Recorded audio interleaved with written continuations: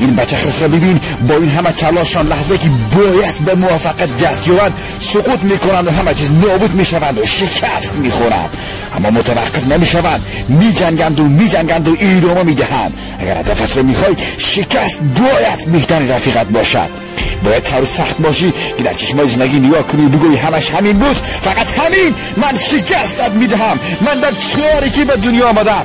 آدم ها موفق نمیشوند چون با هر مانع جلوی راهشان از متوقف میشوند، با هر شکستی ناامید میشوند.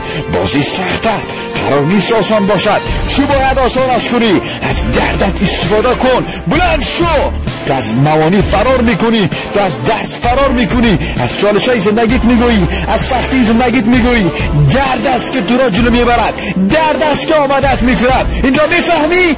همه حرف میزنند، همه میخواهند موفق شوند، ولی آدمای کمی وجود دارند که حاضرند پایشان را هم طرف ترسایشان بگذارند.